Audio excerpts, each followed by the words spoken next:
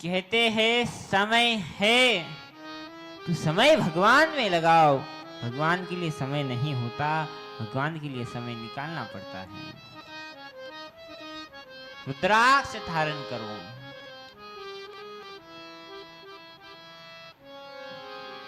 क्या है रुद्राक्ष धारण करने के नियम? क्या है मंत्र रुद्राक्ष धारण करने का? और क्या महत्व है रुद्राक्ष का? तो कहते हैं जो आज रुद्राक्ष दिए जाएंगे, जो रुद्राक्ष का वाटप होगा, अभी कथा के बाद वो सभी रुद्राक्ष अभिमंत्रित है, उन सब का पूजन करे वाला है। और जब अपने घर लेकर जाओ तो दूध, दही, पंचामृत, शहद, चीनी सबसे स्नान कराओ। उसके बाद गंगा जल से धो करके उसका पूजन करके मंत्र द्वारा लाल धागे में बांध करके पहनना चाहिए। हमने रुद्राक्ष का पूजन तो किया है, पर अपने घर ले जा करके अपने हाथ से पूजन करना है। रुद्राक्ष घर पे लेके जाओ। अगर पानी के लिए भी रखना है घर के लिए, तभी भी उसका पूजन करो। उसे दूध, दही और पंचामृत, शहद, चीनी, जो जो चीज हम भगवान के अभिषेक में भगवान शिव पे चढ़ाते हैं, उन सब से एक बार रुद्राक्ष को स्नान कराओ, गंगा जल से स्नान कराओ। उसके बाद लाल धागे में, लाल कलर का जो धागा होता है ना, उस धागे में डाल करके मंत्र द्वारा उसे पहनना चाहिए। अब बात आती है रुद्राक्ष सब पहनेंगे, पर रुद्राक्ष होते कितनी मुखी है? तो कहते हैं रुद्राक्ष पूरे 21 मुखी होते हैं। उनमें से 14 प्रमुख होते हैं। उनमें से जो 14 मुख्य रुद्राक्ष है, 14 तक, वो सब महत्वपूर्ण और जरूरी होते हैं। कहते हैं ऐसे तो 21 मुख्य रुद्राक्ष है। कितने? 21। और 14 मुखी प्रमुख है, जरूरी है और मेन है। कहते हैं रुद्राक्ष धारण कर रहे हो, पहले रुद्राक्ष को देखो कितने मुखी का है। हमारे पास जो रुद्राक्ष हम देंगे उसमें हर मुखी के रुद्राक्ष हैं, 1 से लेके 14 तक, सभी प्रकार के हैं।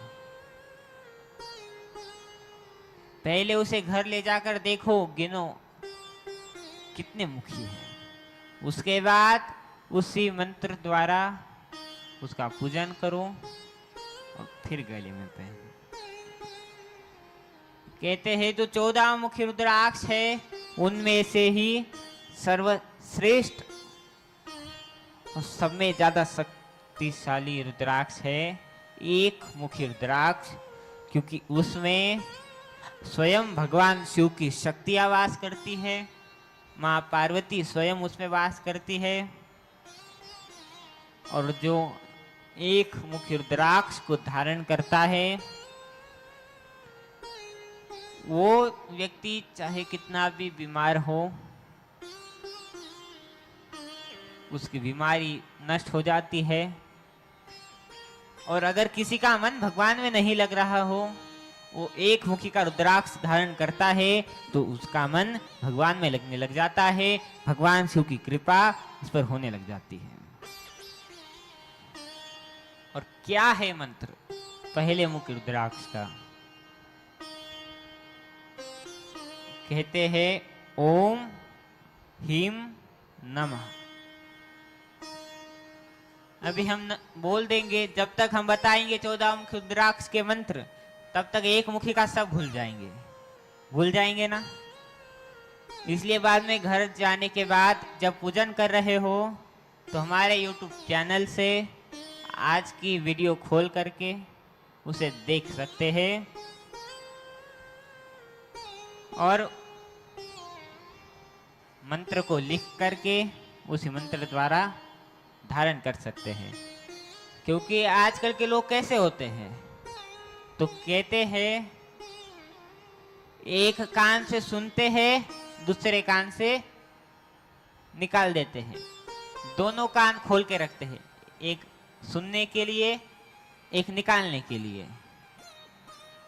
किसी को याद नहीं रहेगा घर जाने तक, रहेगा क्या? नहीं रहेगा। इसलिए हमारे YouTube चैनल पे जा करके वहां पर से आप मंत्र ले सकते हैं और उसे पहन सकते हैं। कहते हैं पहले मुखी एक मुखी रुद्राक्ष का मंत्र है ओम ह्रीं नमः। पर इसमें भी एक दिक्कत है, जितनी भी हमारी मैया बैठी है वो ओम का जाप नहीं कर सकती। कर सकती है क्या? नहीं कर सकती। इसलिए ह्रीं नमः, क्या? ह्रीं नमः कहते हैं। इस मंत्र का जाप करके ओम ह्रीं नमः रुद्राक्ष को धारण करो। और रुद्राक्ष के नियम है, रुद्राक्ष धारण करने के बाद एक बार रुद्राक्ष धारण कर लिया तो मांस वगैरह कुछ नहीं खा सकते, ना मदिरा का सेवन कर सकते हैं, ना धूम्रपान कर सकते हैं। रुद्राक्ष धारण करे बाद जो जीव हत्या होती है, जीव को काट करके खाते हैं, उसे छोड़ना पड़ेगा। और जो लोग पूरी खाते हैं वो भी छोड़नी पड़ेगी। अगर हम रुद्राक्ष धारण करने के बाद अगर ये सब करेंगे तो उसका पाप हमें दुगना चढ़ेगा और उसका पाप हमें यहीं भोगना पड़ेगा, इसी जन्म में भोगना पड़ेगा। रुद्राक्ष धारण करने के बाद अगर उसके नियम का पालन नहीं करेंगे तो उसका दंड बहुत भयंकर होता है। इसलिए जिसे नियम मंजूर हो उसे ही रुद्राक्ष पहनाना चाहिए। क्योंकि हर चीज के नियम होते हैं। हम यहाँ आए हैं, संसार में आए हैं तो संसार के भी नियम हैं। हम यहाँ पर रह रहे हैं, जिस राज्य में रहते हैं, जिस शहर में रहते हैं, उस शहर के कुछ ना कुछ नियम होते हैं ना, नियम होते हैं। अगर वो नियम नहीं मानेंगे तो क्या होगा? जुर्माना भरना पड़ेगा, चक्की पीसनी पड़ेगी जेल में। ऐसे ही ये रुद्राक्ष का नियम है। और जिससे ये नियम मंजूर हो, जो रुद्राक्ष का नियम का पालन करेगा उसे ही रुद्राक्ष पहनाना चाहिए, वरना रुद्राक्ष नहीं पहनाना चाहिए।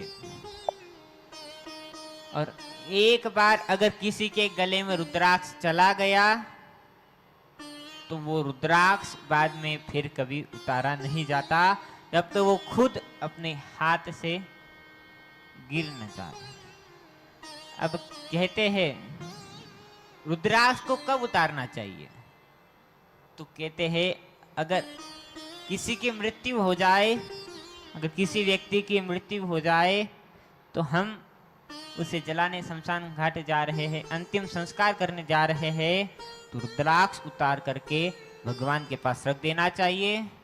उसके बाद शुद्ध होकर के स्नान करने के बाद ही उसे धारण करना चाहिए। अगर कोई मुसीबत हो, परेशानी हो तो ही रुद्राक्ष उतारना चाहिए। अगर एक बार रुद्राक्ष धारण कर लिया उतारना नहीं चाहिए।